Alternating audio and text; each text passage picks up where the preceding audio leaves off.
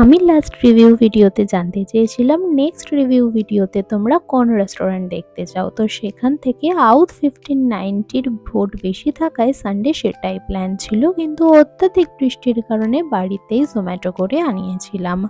আজ অর্ডার করেছিলাম Kolkata style mutton biryani combo. Total অর্ডারে ছিল মাটন 1 পিস, আলু 1 পিস, ডিম একটা, চিকেন শাহি কোরমা 2 পিস, চিকেন জাফরানি কাবাব 2 পিস, রায়তা ছিল 2 রকম, একটা সাদা রায়তা আর তার সাথে যে সবুজ রায়তাটা কাবাবের জন্য থাকে না, সেটাও ছিল। দাম ছিল 520 টাকা। দেখো, যারা আমার মতো পেটুকু খাদ্যরসিক 2 তালিকাতেই পড়ো বা যে কোনো এক তালিকাতেও পড়ো, তারা নিশ্চয়ই জানো স্পেশাল বা কম্বো অর্ডার করার পেছনে একটা বড় উদ্দেশ্য থাকে, যাতে এক প্লেট নিয়ে দুজনে ভালোভাবে খাওয়া যায়। এখানেও হয়তো সেই ভেবে 2 পিস কাবাব আর 2 পিস কোরমা ছিল, তবে বিরিয়ানির রাইস দেখে আমার মনটা দুঃখে ভেঙে গেছিল। সেটা একজনের পক্ষে ঠিকঠাক ছিল, বেশি কোনো মতেই নয়, আর দুজনের ভেবে নিলে মারামারি ছাড়া পেট ভরা অসম্ভব। দামের তুলনায় কোয়ান্টিটি আমার অনেক কম লেগেছে। ঠিক আছে, এতদূর তো ঠিকঠাকই ছিল। এরপর চলে আসে কোয়ালিটি ও টেস্টের দিকে।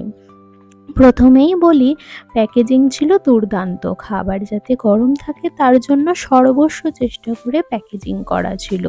তারপর আসে মাটনের পিসে হাড় বেশি থাকলে আমার ভালো লাগে না, আর পিসটাও ছিল বেশ শক্ত, যাকে ছাড়াতে বেশ কসরতি করতে হয়েছিল। এরপর আসে ডিম। আমি খুব একটা ডিম ভক্ত নই, তাই দেশি ডিম না পোলট্রি ডিম অত শত বাবু বুঝিনি। তোমরা যদি কেউ জানো তাহলে আমাকে অবশ্যই কমেন্ট করে জানিও। তারপর আসে বিরিয়ানির মেন অ্যাট্রাকশন আলু। এই আলু ছাড়া বিরিয়ানি চিন্তা করাও পাপ, তাই আউদের এত রকম বিরিয়ানি থাকতেও আমি কলকাতা স্টাইলটাই অর্ডার করেছিলাম, যেহেতু অন্যগুলোতে আলু থাকে না। হেভি জুসি আর সফটও ছিল। নেক্সট চিকেন জাফরানি কাবাব, না টিক্কা না তন্দুরি। জাফরানের কালার ছিল বলেই এটার নাম কাবাব ছিল, আদারওয়াইজ আমি কোনো টেস্টই পাইনি। আর ছিল অত্যন্ত হার্ড ড্রাই, ভালো লাগেনি। তারপর আমি আসি শাহি চিকেন কোরমাতে। এই নামকরা আইটেমগুলো যেমন কোরমা কাবাবেতে সলিড পিসই ব্যবহার হয়, আর আমরা আনন্দ করে খাই, কিন্তু বাড়িতে খেতে চাই না। অদ্ভুত হলেও এটাই সত্যি।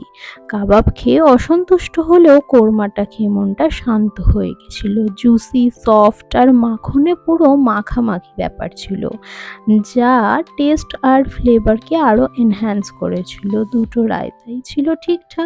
সব মিলিয়ে আমি আউট 1590-কে আজ 7.5 দিলাম আউট অফ 10। তোমাদের মধ্যে কে কে অলরেডি এক্সপিরিয়েন্স করেছো আর আমার সাথে একমত না আলাদা মত, আমাকে কমেন্ট করে অবশ্যই জানিও। দেখা হবে পরের দিন আর একটা নতুন ভিডিও নিয়ে। আর তোমরা নেক্সট আবার কোন রেস্টুরেন্টের ভিডিও রিভিউয়ে দেখতে চাও তা কিন্তু আমাকে অবশ্যই জানিও। আর তোমরা যা যা জানতে চেয়েছিলে আমি তার সব কিছু এই ভিডিওতে কভার করতে পেরেছি কি? তোমাদের কতটা ভালো লাগলো সেটা কিন্তু লাইক করে জানাবে।